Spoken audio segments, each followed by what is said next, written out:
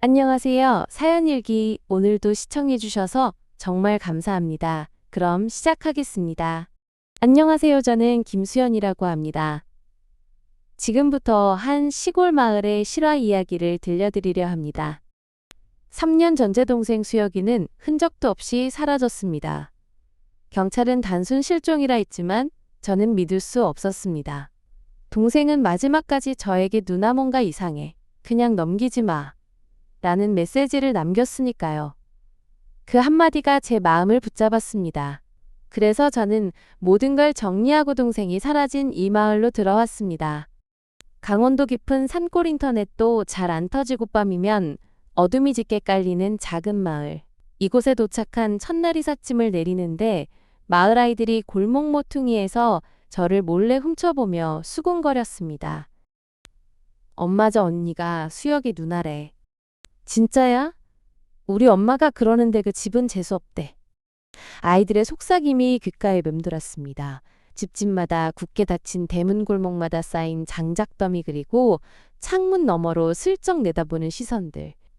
저는 도시에서 웹툰 작가로 일하다 가동생의 실종 이후 모든 걸 내려놓고 이곳으로 왔습니다.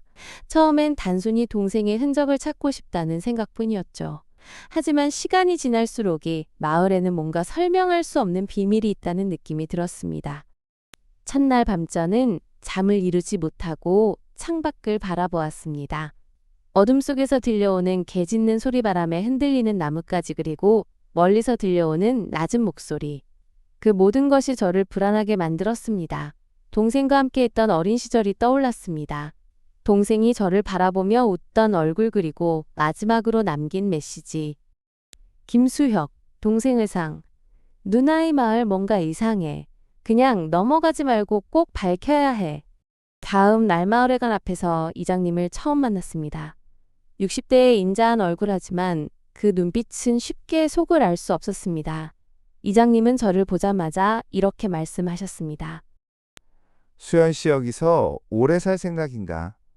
마을 일은 마을 사람끼리 해결하는 게 좋지 않겠소? 괜히 일 크게 만들지 말고 조용히 지내는 게 서로 좋을 거요.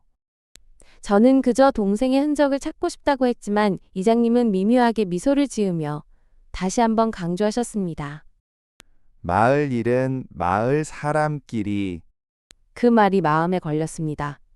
마치 이방인은 마을의 일에 끼어들지 말라는 경고처럼 들렸으니까요. 하지만 저는 물러설 수 없었습니다. 동생을 찾기 위해서라면 어떤 시선도 감수할 수 있었습니다. 이후 최미자 아주머니는 처음엔 저에게 다정하게 대해주셨습니다. 집에 반찬도 가져다 주시고 마을 소식도 전해주셨죠. 하지만 동생 이야기를 꺼내면 표정이 굳어졌고 어느 날은 이장님과 은밀히 대화하는 모습을 보게 되었습니다. 미자 아주머니는 늘 이렇게 말씀하셨습니다. 아이고 수연 씨, 물결표 오늘도 일찍 일어나셨네? 근데 저기, 동생분 얘기는 그만 좀 하시지. 마을 사람들 다 불편해해요. 그 말에 상처를 받으면서 도포기할 수 없었습니다. 동생이 남긴 작은 흔적이라도 찾고 싶었으니까요. 그래서 마을 곳곳을 돌아다니 여동생이 머물렀던 흔적을 찾기 시작했습니다.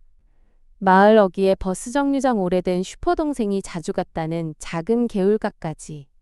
어디서든 동생의 흔적이 남아있을까 매일같이 두리번거렸습니다. 슈퍼의 가면 주인 아저씨는 말없이 거스름돈을 건네고 아이들은 저를 힐끔거리며 수군거렸습니다. 밤이 되면 마을은 이상하리만치 조용해졌습니다. 창문 너머로 들려오는 낮은 목소리 누군가, 골목을 서성이는 발소리 그리고 멀리서 들려오는 개 짖는 소리.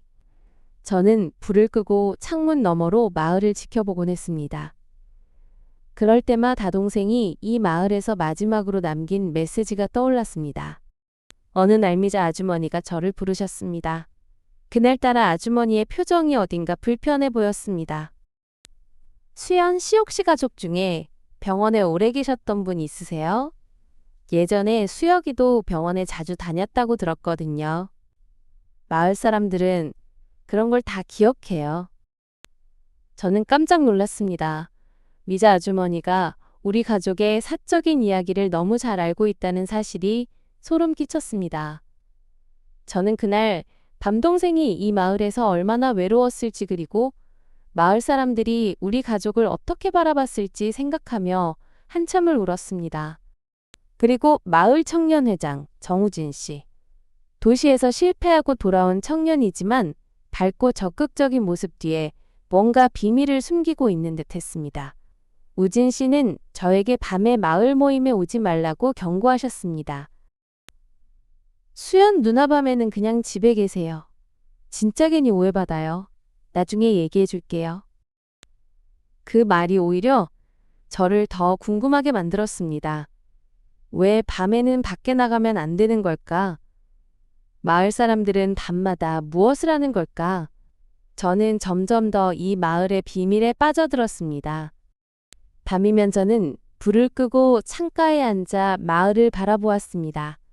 어둠 속에서 들려오는 낮은 목소리, 멀리서 들려오는 개 짖는 소리, 그리고 가끔씩 느껴지는 누군가의 시선. 그 모든 것이 제 신경을 곤두서게 하였습니다. 동생의 마지막 메시지가 머릿속을 맴돌았습니다. 누나 꼭 밝혀줘.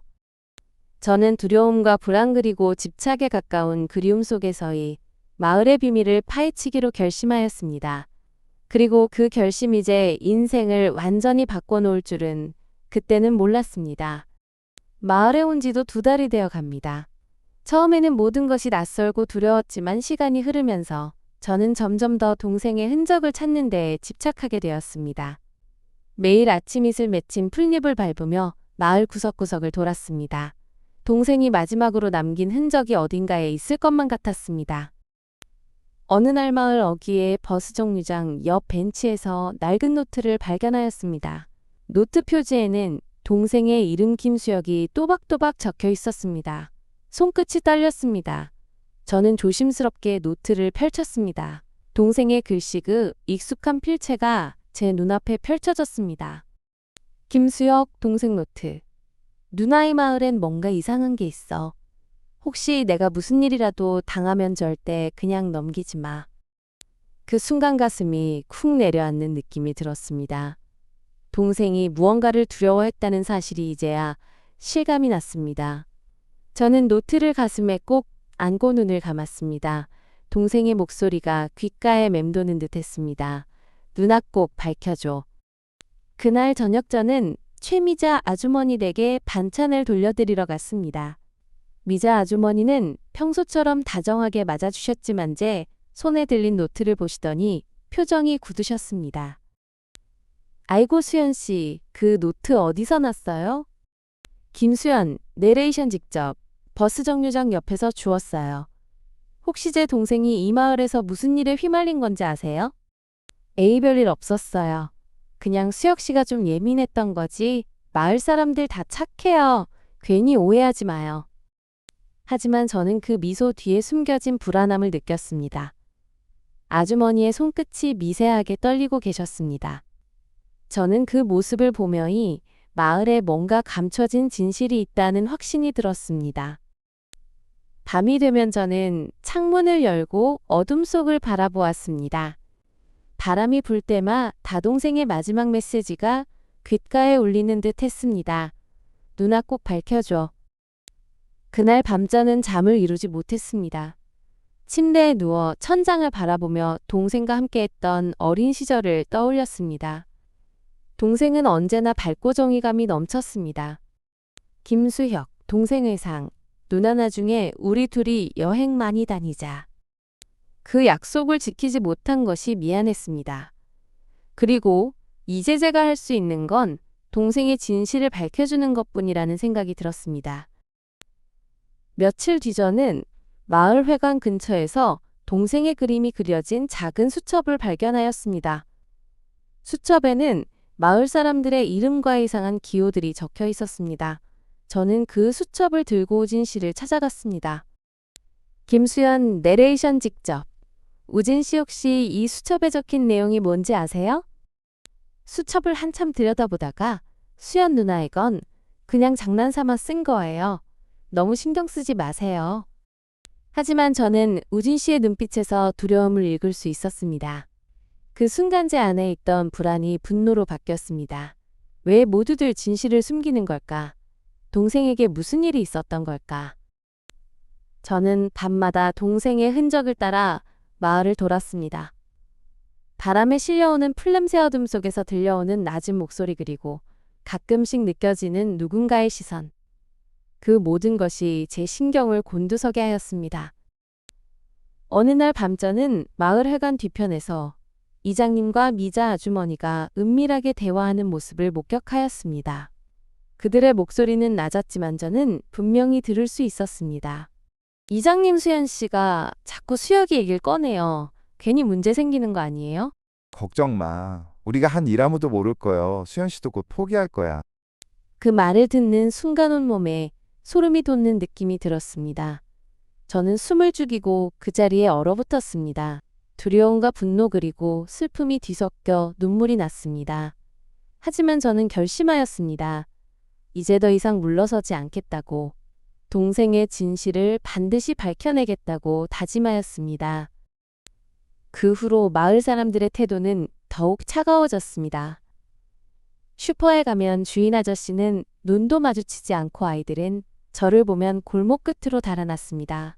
밤이면 누군가 집 앞에 돌멩이나 쓰레기를 던져놓고 가기도 했습니다. 저는 점점 더 외로워졌지만 오히려 그 외로움이 저를 단단하게 만들었습니다.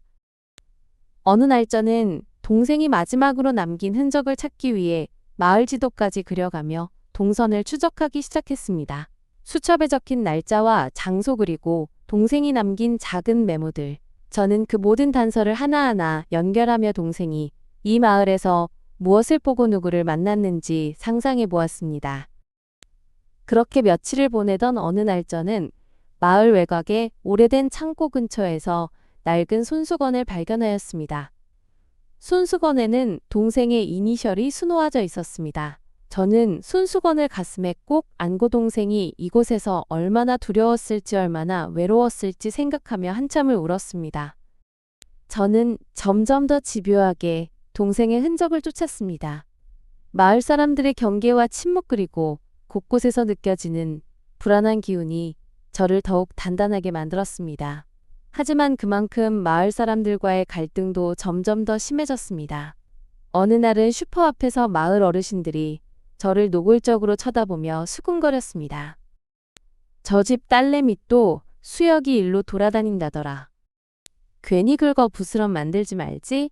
이장님도 골치 아프실 거야. 그 대화를 들으며 저는 더 이상 물러설 수 없다는 결심을 굳혔습니다. 동생의 진실을 밝히기 위해 저는 이 마을의 모든 어둠을 마주할 준비가 되어 있었습니다. 그리고 그날 밤 저는 창문을 열고 어둠 속을 바라보았습니다. 바람이 불 때마 다동생의 마지막 메시지가 귓가에 울리는 듯 했습니다. 저는 동생에게 속삭였습니다. 수혁아 누나는 절대 포기하지 않을 거야. 네가 남긴 흔적 내가 끝까지 찾아낼게. 시간이 흐를수록 저는 점점 더 집요하게 동생의 흔적을 쫓게 되었습니다. 마을 사람들의 경계와 침묵 그리고 곳곳에서 느껴지는 불안한 기운이 저를 더욱 단단하게 만들었습니다. 하지만 그만큼 마을 사람들과의 갈등도 점점 더 심해졌습니다. 어느 날 저는 동생이 남긴 수첩을 다시 펼쳐보았습니다. 그 안에는 마을 사람들의 이름 옆에 이상한 기호와 날짜, 그리고 짧은 메모들이 적혀 있었습니다. 저는 그 의미를 파악하기 위해 수첩을 들고 마을을 돌기 시작하였습니다. 수첩에는 4월 17일, 창고, 별표, 5월 2일, 개울과 느낌표 같은 식의 기록이 남아 있었습니다. 저는 그 날짜와 장소를 하나하나 지도에 표시하며 동생이 어떤 경로로 움직였는지 추적해 보았습니다. 먼저 4월 17일에 표시된 창고를 찾아가 보기로 하였습니다. 마을 외곽 오래된 벽돌 창고 앞에 섰을 때 저는 왠지 모를 긴장감에 숨을 크게 들이쉬었습니다.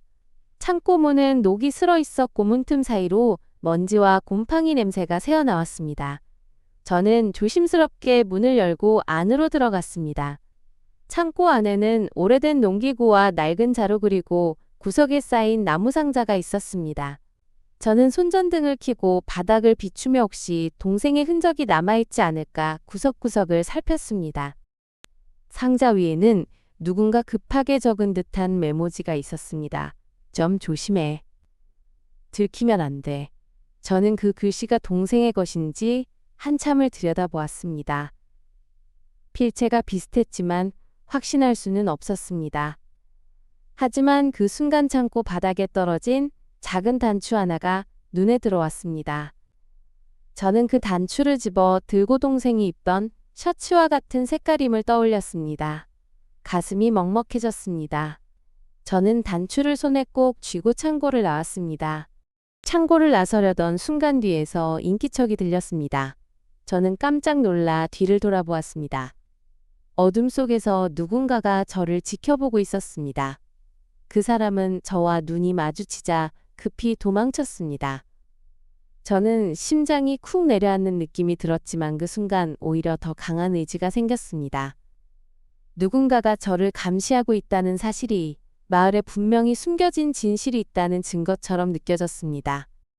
다음으로 5월 2일에 표시된 개울가를 찾아가 보기로 하였습니다. 마을 뒤편 숲길을 따라 한참을 걸어가면 작은 개울이 나옵니다. 저는 동생과 어릴 적 함께 뛰놀던 기억을 떠올리며 조심스럽게 개울가를 살폈습니다. 물소리가 잔잔하게 들리고 햇살이 나뭇잎 사이로 스며들었습니다. 저는 바위 틈 사이 풀숲 그리고 개울가 주변을 꼼꼼히 살폈습니다. 그때 바위 밑에 끼워진 작은 쪽지 하나를 발견하였습니다. 쪽지에는 누나 여기까지 왔어. 무서워도 포기하지 않을게 라고 적혀 있었습니다. 저는 쪽지를 가슴에 꼭 안고 눈물이 핑 돌았습니다. 저는 수첩에 적힌 다른 날짜와 장소도 하나하나 찾아다녔습니다. 오래된 우물버스 정류장 마을회관 뒤편 그리고 동생이 자주 들렀다는 작은 슈퍼까지. 슈퍼 앞 평상에 앉아 어르신들의 대화를 엿들으며 혹시라도 동생에 대한 단서가 나오지 않을까 귀를 기울였습니다. 그 집 딸내미 아직도 수혁이 일로 돌아다닌다더라. 괜히 긁어 부스럼 만들지 말지 이장님도 골치 아프실 거야. 그 대화를 들으 여동생의 실종이 단순한 사고가 아니라는 확신이 더욱 강해졌습니다. 마을 사람들은 저를 경계했고 때로는 노골적으로 피하거나 일부러 제 앞에서 대화를 멈추기도 하였습니다. 슈퍼 주인 아저씨는 거스름돈을 건네며 낮은 목소리로 말씀하셨습니다. 수연 씨 괜히 마을 일에 너무 깊이 관여하지 마요. 여기선 조용히 지내는 게 좋아요. 그 말에 저는 억울함과 분노가 치밀었습니다. 저는 동생을 찾기 위해 이곳에 왔고 그 누구보다 진실을 알고 싶었습니다. 하지만 마을 사람들은 저를 외부인으로만 대하며 점점 더 저를 고립시키려 했습니다. 어느 날 밤, 저는 수첩에 적힌 6월 10 일창고 뒤편 별표라는 메모를 보고 다시 창고로 향하였습니다. 이번에는 창고 뒤편 잡초가 무성하게 자란 곳을 살폈습니다. 풀숲을 헤치며 바닥을 살피던 중흙에 반쯤 묻힌 무언가가 발에 걸렸습니다. 저는 조심스럽게 흙을 파내기 시작하였습니다. 손끝에 닿는 감촉이 낯설었습니다. 저는 손으로 흙을 털어내고 그제야 그것이 운동화 한 짝임을 알아차렸습니다. 운동화는 흙과 풀에 뒤덮여 있었지만 분명히 동생이 신던 것이었습니다. 운동화 끈에는 동생이 어릴 적부터 달고 다니던 작은 열쇠고리가 달려 있었습니다. 저는 운동화를 손에 들고 한참을 멍하니 서 있었습니다. 그 순간 온몸에 소름이 돋고 눈물이 왈칵 쏟아졌습니다. 동생이 얼마나 두려웠을지 얼마나 외로웠을지 생각하니 가슴이 미어졌습니다. 저는 운동화를 가슴에 꼭 안고 한참을 울었습니다. 운동화를 들고 집으로 돌아오는 길전은 동생과 함께했던 어린 시절을 떠올렸습니다. 비 오는 날 동생과 함께 뛰놀던 기억 운동화에 흙이 묻을까봐 서로 장난치던 모습 그리고 동생이 저를 바라보며 웃던 얼굴. 그 모든 기억이 파노라마처럼 스쳐 지나갔습니다. 저는 동생에게 미안하다고 꼭 진실을 밝혀주겠다고 마음속으로 다짐하였습니다.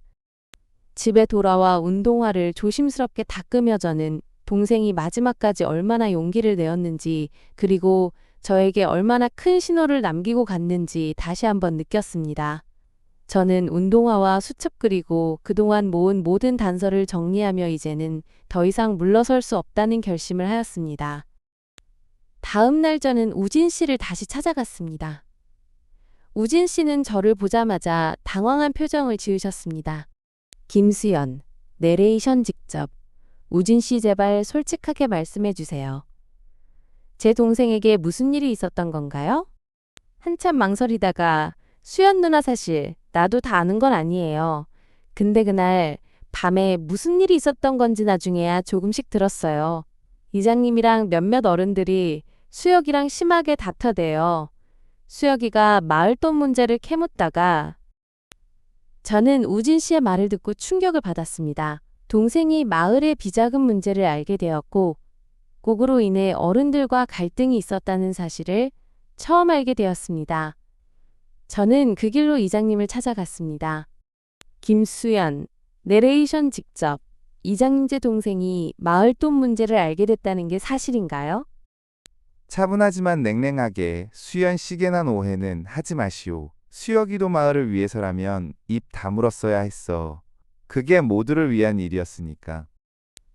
이장님의 말투에서 저는 더 이상 물러설 수 없다는 결심이 들었습니다. 저는 동생의 수첩운동화 그리고 우진 씨의 증언을 모아 경찰서에 찾아갔습니다. 하지만 경찰은 증거가 부족하다며 마을 사람들의 진술 없이는 수사가 어렵다고 하였습니다. 저는 절망감에 빠졌지만 포기하지 않았습니다. 동생의 억울함을 세상에 알리기 위해 저는 도시의 기자에게 연락을 하였습니다. 기자님께 모든 자료와 이야기를 전달드렸고 곧이어 마을의 기자들이 찾아오기 시작하였습니다. 마을은 순식간에 술렁이기 시작하였습니다. 이장님과 미자 아주머니 그리고 몇몇 어른들은 저를 노려보며 수군거렸습니다. 어떤 이들은 노골적으로 저를 밀치거나 집 앞에 돌멩이를 던지기도 했습니다. 하지만 저는 두렵지 않았습니다. 오히려 동생을 위해 할 수 있는 마지막 일이라는 생각에 마음이 단단해졌습니다. 기자들이 마을에 들어오고 경찰이 다시 수사를 시작하면서 마을의 분위기는 완전히 달라졌습니다. 그동안 저를 노골적으로 피하던 마을 사람들은 이제는 저를 노려보거나 대놓고 적대감을 드러내기 시작하였습니다. 집 앞에 누군가 돌멩이를 던지고 가거나 밤이면 창문 너머로 낮은 목소리로 욕설이 들려왔습니다. 저는 두려움과 분노 그리고 동생을 위해 반드시 끝을 봐야 한다는 집념 사이에서 매일 밤 잠을 이루지 못하였습니다. 어느 날 마을 회관 앞에서 이장님과 마주쳤습니다. 이장님의 얼굴에는 더 이상 인자함이라고는 찾아볼 수 없었습니다. 차가운 눈빛으로 저를 바라보며 이장님은 낮은 목소리로 말씀하셨습니다. 수연 씨 정말 이럴 거요? 마을을 이렇게까지 뒤집어 놓고 당신이 얻는 게 뭐요? 당신 동생도 결국은 자기 잘못으로 그런 거요. 괜히 남 탓하지 마시오. 저는 이장님의 말을 듣고 온몸이 떨렸습니다. 억울함과 분노 그리고 동생을 지키지 못했다는 죄책감이 한꺼번에 밀려왔습니다. 하지만 저는 물러서지 않았습니다. 김수연, 내레이션 직접. 이장님 저는 제 동생을 위해서라면 뭐든 할 겁니다. 이 마을에서 무슨 일이 있었는지 끝까지 밝혀낼 거예요. 그날 밤 저는 집안에서 불을 끄고 창가에 앉아 있었습니다. 바람에 흔들리는 나뭇가지 소리 멀리서 들려오는 개 짖는 소리 그리고 어둠 속에서 느껴지는 누군가의 시선.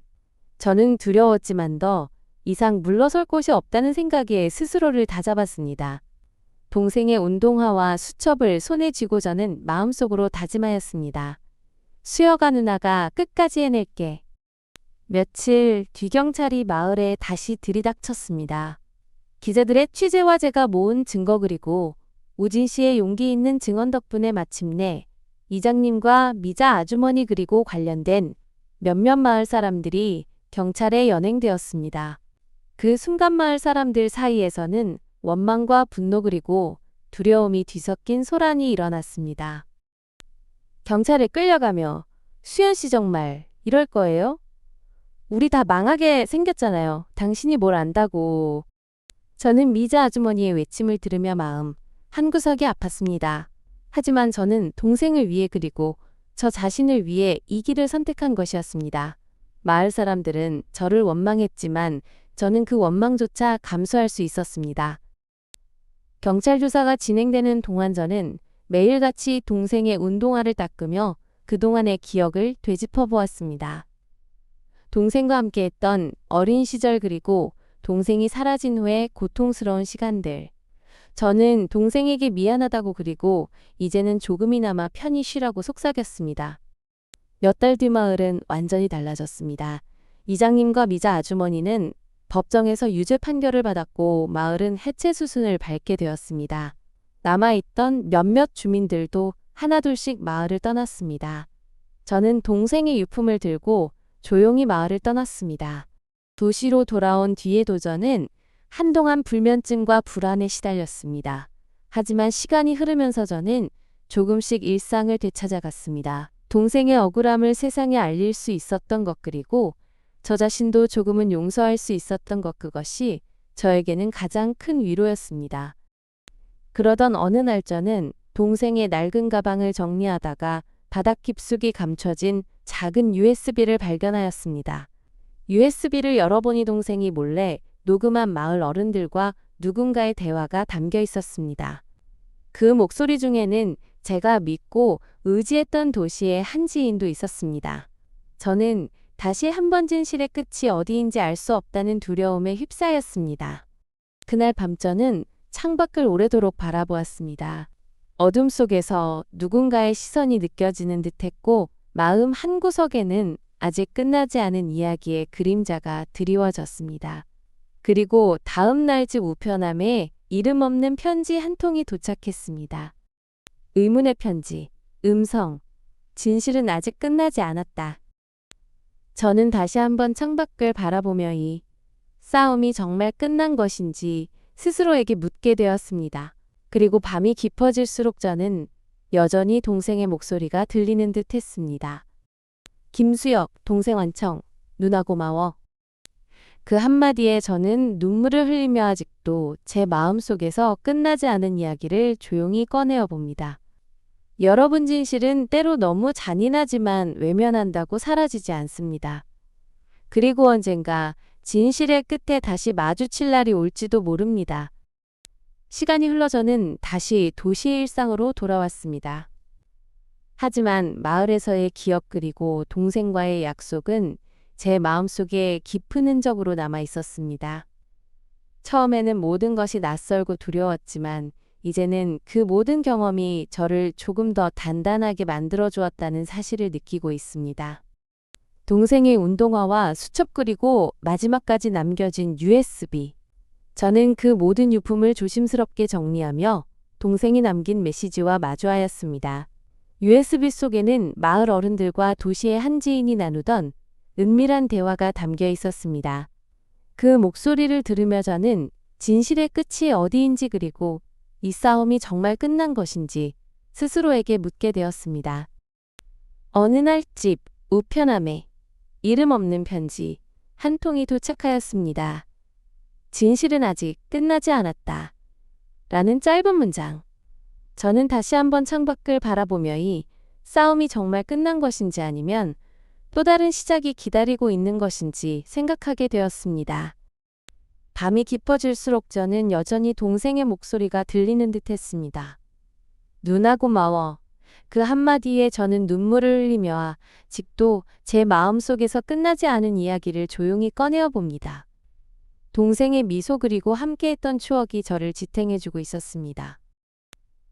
저는 이제 동생을 위해서가 아니라 저 자신을 위해 살아가기로 결심하였습니다. 진실을 밝히는 과정에서 저는 많은 것을 잃었지만 동시에 많은 것을 얻기도 했습니다. 용기, 인내 그리고 사랑. 그 모든 감정이 저를 다시 일으켜 세웠습니다. 가끔은 두려움에 휩싸이기도 합니다. 누군가의 시선 혹은 또 다른 진실이 저를 기다리고 있을지도 모른다는 불안감. 어느 날은 집 앞에 이름 없는 꽃다발이 놓여 있기도 했습니다. 저는 그 꽃을 바라보며 이 모든 일이 정말 끝난 것인지 아니면 또 다른 시작의 신호인지 생각하게 되었습니다. 저는 동생의 유품을 정리하다가 숨겨진 편지 한 통을 발견하였습니다. 편지에는 동생의 마지막 음성 메시지와 도시인물과 마을 유지의 대화가 녹음되어 있었습니다. 그 안에는 아직 밝혀지지 않은 더 큰 비밀이 숨어 있었습니다. 저는 그 비밀을 세상에 알리지 않으면 제 마음속에 묻어둘지 고민하게 되었습니다. 여러분 혹시 지금도 억울한 일을 겪고 계신가요? 저는 말씀드리고 싶습니다. 진실을 외면하지 마세요. 그리고 당신의 소중한 사람을 위해 끝까지 포기하지 마세요. 그것이 결국 우리 모두를 지키는 길이라고 믿습니다. 마지막으로 동생에게 한마디 전하고 싶습니다. 수혁아 누나는 너를 절대 잊지 않을 거야. 그리고 언젠가 우리가 다시 만나는 날이 온다면 그때는 웃으며 너를 꼭 안아줄게. 여러분 지금까지 제 이야기를 들어주셔서 진심으로 감사드립니다. 이 이야기가 누군가에게 작은 용기와 위로가 되었기를 바랍니다. 그리고 우리 모두가 진실 앞에서 당당할 수 있기를 간절히 소망합니다. 당신은 혼자가 아니에요. 우리 함께 이겨낼 수 있어요. 여러분 오늘의 사연은 여기까지입니다. 누군가의 작은 용기가 또 다른 누군가의 희망이 될 수 있다는 사실을 잊지 마세요. 여러분의 일상에도 따뜻한 변화가 찾아오길 사연일기가 언제나 응원하겠습니다. 재밌으셨다면 좋아요와 구독을 댓글로 여러분의 생각을 적어주세요. 끝까지 들어주셔서 감사합니다. 다음 사연에서 또 만나요.